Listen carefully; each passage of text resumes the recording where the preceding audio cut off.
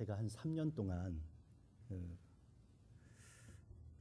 어덜트 케어라고 하죠. 우리 노인센터에서 매달 한 번씩 가서 월요일 날 설교를 했었습니다. 그런데 한 번은요, 설교를 하고 있는 중간이었어요. 그런데 갑자기 어떤 한 어르신이 손을 들고서 벌떡 일어나시는 거예요. 그러면서 선생님, 아무리 설교도 좋지만은 선생님이 누군지 소개는 해야 되지 않겠습니까? 그러시는 겁니다.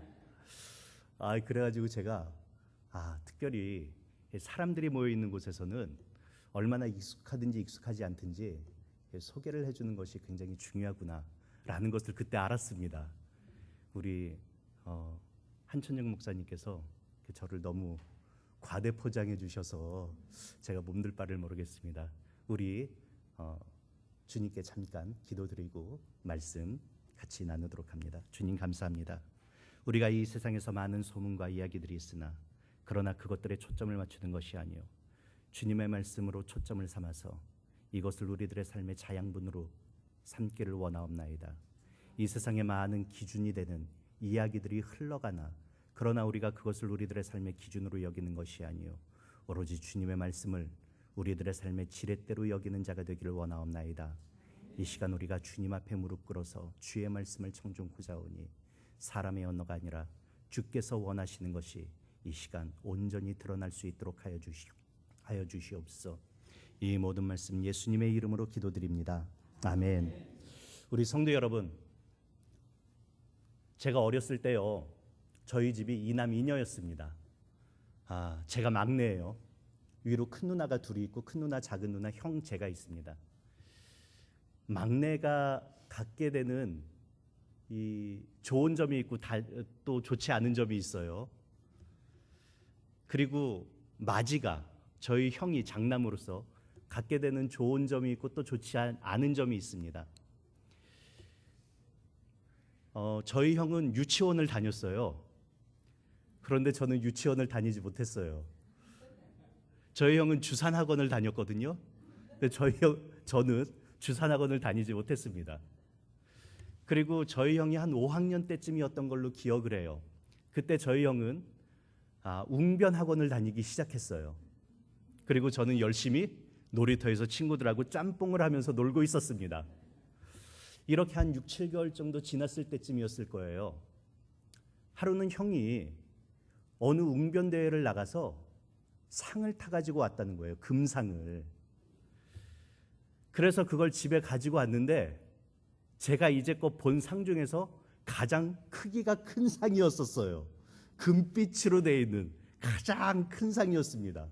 거기다가 유리 상자에 담겨져 있었어요.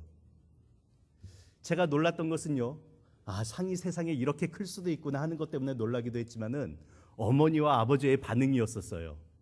어머니랑 아버지랑 자녀들을 향해서 그렇게 기뻐하신 것을 제가 그때까지 태어나서 처음 봤습니다. 그렇게 기뻐하시는 것을요. 밥을 먹는데요, 어머니 아버지가 저희 형 칭찬을 계속하세요. 그 금상을 타온 것에 대해서. 그런데 이 밥을 먹는데 한 사람에게만 칭찬이 몰려 있으면은 나머지 사람은 위축이 되기 마련이에요. 제가 그날의 그 식사처럼 우울했던 적이 없었어요. 어머니 아버지가 형 얘기만 하고 형 칭찬만 하고 저는 마치 거들떠보이지도 않는 것 같았어요. 그리고 저희 누나들도 저희 형이 그렇게 금상을 타가지고 온 것에 대해서 칭찬을 하고 격려를 했습니다. 저는 한편으로 소외감도 있고 막 그런 복잡한 마음으로 제가 식사를 했었던 기억이 납니다. 그런데 형에 대한 칭찬이 거기서 끝나지 않았어요. 밥을 먹고 나서 아버지가 그것이 너무나 기쁘셨는지 저보고 성천아, 형이 타가지고 온 이 상 좀 한번 들어봐 그러는 거예요. 그러면서 그 유리상자에서 이 트로피를 꺼내가지고 저한테 쥐어주는 겁니다. 그러면서 뭐라고 하냐면은 성천아, 형님 만세! 이렇게 트로피를 가지고 해보라는 거예요. 제가 그것을 손에 쥐고서요, 갑자기 휙 내팽개치고서 그 자리에서 막 울었던 기억이 나요. 제가 성도분들에게 말씀드리고자 하는 것은요, 우리 사람들은요, 모두 다 다른 사람에 의해서 좀 더 나은 사람이라고 평가받기를 원하는 욕구가 있다는 거예요. 누군가가 나보다 더 나은 삶을 살아가는 것 같다, 이런 생각이 들 때 우리는 그 사람에 대해서 칭찬하기보다는 그 사람을 비추어 나를 먼저 봅니다. 그래서 나는 어떤가, 그것을 생각해 보죠. 그리고 나는 저 사람처럼 그렇게 별로 더 나은 삶을 살아가고 있지 않다고 생각이 될 때 슬픔이 찾아오고 괴로움이 찾아오죠. 또 때로는요, 우리가 어떤 모임에 갔는데도 전혀 그 모임에서 내가 누군가의 눈에 들지 않고 전혀 소중한 사람으로 여겨지지 않는다고 느껴질 때, 그때 우리들은요, 마음에 비참함을 느낍니다. 조금 전에도 제가 말씀드렸지만 우리 모두에게는요, 누군가로부터 인정받고 싶은 마음, 누군가로부터 더 나은 사람이라고 칭찬받고 싶은 마음, 이것이 우리들에게 다 있어요. 이것은요, 성도 여러분, 이상한 욕심이 아니에요. 이것은 아주 당연한 것이에요. 왜 당연한 것이냐? 하나님께서 우리를 서로 각각 다른 모습으로 창조하셨기 때문에 나타나는 현상이에요. 우리가 하나님에 의해서 서로 다른 모습으로 창조되었다 하는 것이 가지는 의미는 무엇인가? 그것은요, 단순히 우리들의 환경이 서로 다르고 우리들의 생물학적 처지가 서로 다르다는 것을 의미하는 것이 아닙니다. 우리들 모두가 서로 다르다는 것, 우리들 서로가 모두 다양하기 때문에 그 안에서 서로가 서로를 인정하며 서로가 서로를 긍정하는 그러한 욕심으로, 그러한 욕구로, 그러한 마음으로 우리가 지음을 받았다 하는 이야기예요.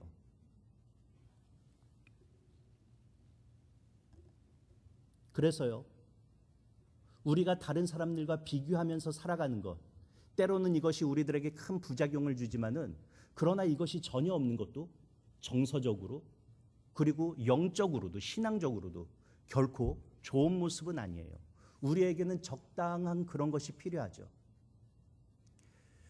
여러분들 초등학교 때를 한번 또 생각해 보세요. 초등학교 때 보면요, 꼭 반에 친구 몇 명은요, 늘 학교에 와서 자기가 가지고 있는, 그러나 다른 친구들은 가지고 있지 않은 새로운 것을 보여주면서 자랑하는 친구들이 있어요. 그 마음은 이해하지만요, 그러나 때로는요, 이것이 너무 과하면 안 돼요. 그럼 우리는 도대체 어느 자리에 있는가? 그리고 어느 자리에 서는 것이 과연 우리에게 정서적으로, 영적으로 올바른 것인가 하는 것이죠. 우리가 어렸을 때 우리의 친구들, 다른 친구들은 가지고 있지 못한 것을 가지고 와서 자랑하는 친구들, 그리고 그렇게 반복적으로 가지고 오는 친구들에게는 또 친구들이 달라붙어요. 저도 그 친구에게 달라붙었죠. 학교 끝나고 문방구 앞에 가서 이거 사달라고 저거 사달라고 하면은 그 친구는 투덜대면서도 그걸 꼭 사줬어요. 지금 돌아보면은요, 그 친구는 그것을 통해서 자기가 다른 친구들보다도 더 나은 삶을 살고 있다는 것을 증명받고 싶었던 것 같아요. 어른들에게는 이런 일이 없습니까? 더 좋은 옷을 사고, 더 좋은 가방을 사고, 더 좋은 집을 사고, 더 좋은 차를 사고, 아니면은 자녀를 더 좋게 길러서 그것을 통해서 내가 독특한 삶을 살아가고 있다는 것, 내가 다른 사람들보다 더 나은 삶을 살아가고 있다는 것을 증명하려고 애쓰는 많은 어른들이 있죠. 하지만요, 성도 여러분, 우리는요, 우리가 보여주는 겉의 모습이나 아니면은 환경을 통해서, 우리의 여건을 통해서 다른 사람보다 더 낫다는 것을 보여주려고 증명해서는 안 돼요. 환경은 그것을 증명하는 토대가 될 수 없기 때문이죠. 환경이 토대가 된다면은 우리가 한번 하나님의 말씀을 기억해 볼 필요가 있어요. 북이스라엘, 여러분들도 잘 아시겠지만은 북이스라엘은요, 늘 남유다보다 환경적으로는 훨씬 좋은 위치에 있었습니다. 남유다는 거의 대부분이 사막지대죠. 북이스라엘은 북쪽으로 올라갈수록 산지대와 그리고 물이 풍부해요. 이스라엘 전체에서 보면은 곡창지대는 바로 북이스라엘이었었어요. 그러나 북이스라엘에는 비록 환경은 그들이 남유다보다 더 나았을지 몰라도 거기에는 하나님께서 참으실 수 없는 부조리와 향락이 있었고 음행과 우상 숭배가 있었고 그리고 불신앙과 거짓말이 있었죠. 이것이 하나님께서 북이스라엘을 먼저 치실 수밖에 없는 이유였던 것입니다. 그렇다면 성도 여러분, 과연 우리들은 어떻게 살아가는 것이 보다 나은 삶을 살아가는 것인가? 과연 우리들은 어떻게 하는 것이 하나님께서 우리에게 주신 이 건강한 욕구를 바르게 하나님이 원하시는 대로 실현할 수 있는가 하는 것입니다. 저는 오늘 그것을 같이 나눈 야베스의 이야기에서 찾기를 원합니다. 먼저요, 우리가 오늘 읽은 역대상 4장 9절에서 10절 이 말씀을 통해서 우리가 보건대 보다 나은 삶을 누리기 위해서는요, 긍정적인 큰 그림을 그리시는 게 여러분들에게 필요해요. 뭐라고요? 긍정적인 큰 그림을 그리시라고요. 이것이 여러분들이 보다 나은 삶을 살아가기 위한 전제 조건 가운데 하나예요. 성도 여러분들, 이 역대상 4장 9절과 10절의 말씀을 암송하신다니까 야베스라는 말의 이름 뜻이 뭔지도 알고 계실 거예요. 야베스의 이름 뜻이 뭐죠? 고통이라는 뜻이에요. painful, distress, 고통이라는 뜻입니다. 그가 왜 태어나면서부터 이 고통이라는 이름을 받게 되었나? 그것은 그가 태어날 때 어머니가 너무 고통스러웠었기 때문이에요. 그런데요, 성도 여러분, 우리가 구약 성경을 공부를 해보면요, 누군가의 이름은요, 다른 사람이 나를 그냥 불러주는 것에 그치는 것이 아니에요. 특별히 구약 성경에서 누군가의 이름이라고 할 때 그 이름이 뜻하는 바는 그 사람의 됨됨이, 그 사람의 삶, 그 사람의 운명을 의미합니다. 아담, 무슨 뜻이죠? 인류라는 뜻이에요. 하와, 모든 자의 어머니라는 뜻이죠. 가인과 아벨에서 아벨의 뜻이 무엇인지 아십니까? 아벨이 어떤 사람이었죠? 형에 의해서 무덤도 없이 덧없이 죽음을 맞이했었던 인물이죠. 아벨의 뜻은요, 덧없다, 바람 같다라는 뜻입니다. 아브라함, 모든 나라의 아버지, 그리고 야곱, 다른 이의 것을 낚아채다, 발목을 잡다라는 뜻이죠. 그렇게 살았던 야곱에 대해서 우리가 잘 알고 있습니다. 그리고 모세, 무슨 뜻입니까? 건짐을 받다, 구원하다라는 뜻이에요. 이 말처럼 모세는요, 강으로부터 건짐을 받았고 이스라엘 백성을 이집트로부터 해방하는 일꾼으로 살았었죠. 이렇게 성경에서 이름이 의미하는 바가 무엇인가? 그것은 그 사람 삶을 한마디로 축약한 것이에요. 그리고 이대로라면요, 야베스는, 고통이라는 이름으로 태어난 이 야베스는요, 그의 삶은 고통으로 얼룩져야 되는 것이 그의 운명이었어요. 그의 삶의 모습은 고통이어야만 했었어요. 우리는 성경을 읽으면서 야베스를 고유명사로 여겨요. 그래서 야베스라고 하지만은요, 저희 할머니 이름이 예분이에요. 예분. 제가 왜 할머니 이름이 예분일까 어렸을 땐 몰랐는데 커서 보니까 알게 됐어요. 그냥 이름이 없었던 거예요, 할머니 때. 그냥 예쁜이었던 거예요, 예쁜이. 그런데 이걸 나중에 주민등록에 새기려다 보니까 예쁜은 한자로 쓸 수가 없잖아요. 그래서 예분이라고 했던 거예요. 저희 할머니는 나면서부터 계속 매일매일 사람들이 부를 때 어떻게 불렀죠? 예쁘나 예쁘나 이렇게 불렀던 거예요. 그게 이름이었던 거예요. 마치 야베스는요, 우리는 야베스라고 부르지만은 이스라엘 사람들, 이때 야베스 시대의 사람들이 야베스를 부를 때는 고통아 고통아 이렇게 불렀던 거예요. 야베스는 자기의 이름을 부를 때마다 자기의 삶이 얼마나 고통스럽고 앞으로도 고통스러울 것인가, 고통이라는 짐이 얼마나 클 것인가를 늘 생각하면서 살았던 사람이죠. 그것을 운명처럼 받아들였던 사람이에요. 그런데요, 성도 여러분, 야베스에서 맨 끝에 단어인 스를 빼면은요, 뭡니까? 야벳이에요. 야벳이 무슨 뜻이냐면은 확장하다, 넓어지다라는 뜻이에요. 그러니까 무슨 말이냐면은 사람들은요, 야베스를 보면서 늘 고통이다, 고통이다 이렇게만 보았던 거예요. 이렇게만 불렀던 거예요. 그런데 야베스는 정작 자기의 이름 가운데서 고통이 아닌 그것보다 훨씬 더 자기 삶에 대한 큰 그림을 발견했던 것이죠. 그것이 무엇이라고요? 확장하다. 나는 확장시키는 자가 될 거야. 나는 나의 지경을 넓히는 자가 될 수 있을 거야.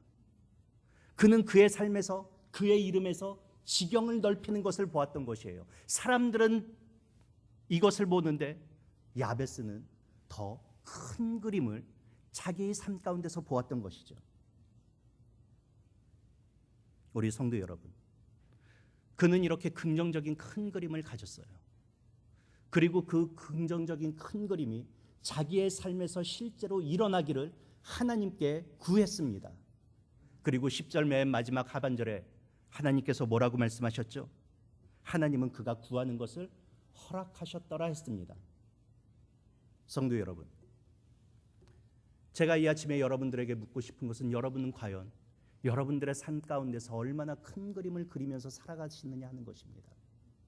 혹시 여러분들은 매일매일 여러분들에게 닥쳐있는 그 짐들, 문제들, 어려움들, 그것들에 매몰되어서 그것만을 해결하는 것을 목적으로 하면서 살아가는, 오늘날의 야베스라는 그 이름처럼 그렇게 매일매일 살아가는 것은 아닌지. 그러나 성도 여러분, 그렇게 살아서는요, 여러분들이 더 나은 삶을 살 수가 없어요. 우리가 왜 우리들의 삶에서 성장을 맛보지 못하는가? 그것은요, 우리들의 삶에서 성장을 맛보게 할 큰 그림, 큰 그릇을 우리가 갖추지 못하기 때문이에요. 여러분들에게 큰 그림이 없으면은, 여러분들에게 큰 그릇이 없으면은 아무리 하나님께서 여러분들의 삶 가운데서 열매를 여러분들의 그릇 가운데 넣어주고 싶어도 넣어주실 수가 없어요. 그릇이 그 정도밖에 안 되는데, 그린 그림이 그 정도밖에 안 되는데 어떻게 하겠습니까? 사람들은요, 여러분들의 삶을 보면서 어쩌면은 고통이라고 부를지 모릅니다. 그러나 여러분들은 더욱더 큰 그림을 보셔야 됩니다. 사람들은 보지 못하는, 숨겨져 있는 여러분들의 보물을 발견하시는, 그래서 그 그림으로 더 나은 삶, 확장과 넓어진 가운데로 나가시는 우리 성도 여러분들이 되시길 주님의 이름으로 축원합니다. 또한요, 우리가 보다 나은 삶을 위해서는요, 믿음의 성장이 있어야 돼요. 우리 오늘 말씀을 보면은요, 야베스가 9절의 초반절에 보니까 그의 형제보다 귀중한 자라고 되어 있어요. 이게 무슨 뜻인가? 그의 형제들보다 더 존경받는 자, 그의 형제들보다 더 나은 삶을 살았던 자라고 평가받았다는 이야기예요. 그렇다면 야베스가 어떻게 그러한 삶을 평가받을 수 있었는가? 어떻게 더 나은 삶을, 그들의 형제보다 더 나은 삶을 살 수 있었는가? 아무리 9절과 10절을 뒤져봐도 왜 그가 그러한 삶을 살 수 있었는지 직접적인 답을 발견할 수는 없어요. 다만 우리가 9절에서 10절을 보니까요, 야베스에게는 자기의 삶이 지금의 삶보다 더욱더 확장되고 넓어질 것이라는 믿음을 가지고 있었던 것만큼은 분명합니다. 성도 여러분, 믿음이 있다면요, 비록 여러분들에게 다른 환경이 주어지지 않았다고 해서 여러분들은 두려워하실 필요가 없어요. 하나님을 신뢰하는 사람이라면 하나님은요, 그 사람에게 믿음을 보시고 그 사람을 일꾼으로 사용하시지, 그 사람이 가지고 있는 외적인 조건을 보고 그 사람을 일꾼으로 사용하시지 않습니다. 호숫가 그 밤에 베드로가 예수님에게로 향할 때 베드로에게 정작 중요했던 것은 바람이 불지 않는 것이었어요. 폭풍이 치지 않는 것이었죠. 그러나 우리가 보니까 예수님께서 베드로를 보시면서 그 시간에 정작 예수님께서 중요하게 여기셨던 것은 무엇인가? 그것은 믿음이었던 것을 알게 됩니다. 예수님을 향하여 많은 병을 가지고 있던 사람들, 고통 가운데 있던 사람들이 예수님께 나왔죠. 그들을 향해서 예수님께서 자주 하신 말씀이 있어요. 내 믿음이 너를 구원하였느니라. 성도 여러분, 보다 나은 삶, 여러분의 믿음으로 말미암는 줄을 믿으시기를 주님의 이름으로 축원합니다. 또요, 우리가 야베스에 대해서 믿음과 관련해서 흥미로운 점을 또 한 가지 발견하는데, 그것은요, 그에게는요, 그의 삶 가운데서 핸디캡이 있었다는 거예요. 우리가 상식적으로 한번 생각해 봐요. 아무리 어머니가 아이 낳는 게 힘들었다기로서니 자기 자식의 이름을 고통이라고 이름을 지을 수 있나요? 그럴 수 없어요. 세상에 그런 부모는 아무도 없죠. 그런데 야베스는 이런 이름을 받았어요. 그것이 함의하는 바가 무엇일까요? 그것은요, 야베스가 자기의 어머니로부터 태어날 때부터 인정받지 못하면서 태어난 존재라는 거예요. 가장 가까이서 격려받아야 될 사람으로부터 인정받지 못한 삶, 그것이 야베스가 가지고 있던 핸디캡이었죠. 그러나요, 야베스는 가장 가까운 사람으로부터 받는 진짜 고통, 자기의 심적 고통, 그것보다 하나님께서 나의 삶을, 이 저주받은 나의 삶을 복으로 전환시켜 주실 것이라고, 내가 하나님께 간구하면 전환시켜 주실 거라는 큰 믿음을 가지고 있었어요. 우리 성도 여러분, 여러분들의 핸디캡은 뭐예요? 여러분들이 여러분들의 매일의 삶 가운데서 마치 내 삶이 저주받은 것처럼, 내 삶이 내팽개쳐진 것처럼 그렇게 여겨지게 만드는 요소들이 무엇입니까? 비록 그것이 여러분들 가운데 어떤 요소가 된다고 하더라도 예수님께서는 마가복음 9장 23절에 믿는 자에게는 모든 것이 가능하다고 하셨어요. 여러분이 가지고 있는 거절감, 여러분들이 가지고 있는 상처, 여러분들이 가지고 있는 핸디캡들, 이것들은요, 실제로 작은 문제가 아닐 수도 있어요. 그러나 성도 여러분, 그것들을 보실 때마다 여러분들은 그 핸디캡, 그 단점, 그 결점들이 나의 삶 가운데서 얼마나 크게 자리 잡고 있는지, 그것을 보면서 주눅드시는 것이 아니라 늘 그 문제, 그 핸디캡보다 더 크신 하나님의 이름을 선포하시는 우리 성도 여러분들이 되시길 주님의 이름으로 축원합니다. 마지막으로요, 보다 나은 삶을 위해서는요, 여러분들은 기도하는 사람이 되셔야 돼요. 우리 오늘 말씀 봐요. 오늘 9절과 10절 복잡한 내용이 아니에요. 9절의 내용이 뭡니까? 야베스란 누구인가예요. 10절은요, 야베스가 어떻게 보다 나은 삶을 살 수 있었는가에 대한 것이에요. 그리고 이것은요, 바로 기도에 관한 내용입니다. 10절을 보세요. 주께서 내게 복을 주시려거든. 하나님께서 내 삶을 능력으로 간섭하시기를 기도하고 있어요. 주의 손으로 나를 도우사 내 삶에 하나님의 임재, 하나님이 나와 함께 하시기를 기도하고 있습니다. 나로 환난을 벗어나 내게 근심이 없게, 내게 고통이 없게 하옵소서. 내 삶에 하나님의 보호하심이 있기를 기도하고 있어요. 하나님의 능력, 하나님의 임재, 하나님의 보호하심을 기도했어요. 언제까지 기도했죠? 하나님이 그가 구하는 것을 허락하실 때까지 기도했습니다. 성도 여러분, 우리와 야베스의 공통점이 있어요. 우리도 야베스처럼 우리들의 삶의 지경이 넓어지기를 늘 간구한다는 것이죠. 늘 바라면서 살아간다는 것이에요. 그런데 야베스와 우리의 차이점이 있어요. 여러분들은 여러분들의 삶에서 바라는 그 모습들을 사람들 앞에서는 열심히 말하지만은 하나님 앞에서는 적게 말하거나 조금 말하고 쉽게 포기해요. 그러나 야베스는 그러지 않았다는 거예요. 성도 여러분, 더 나은 삶을 원하세요? 그렇다면 기도하시길 바랍니다. 두드리는 자에게 주님은 열어주시고 보여주시고 들려주십니다.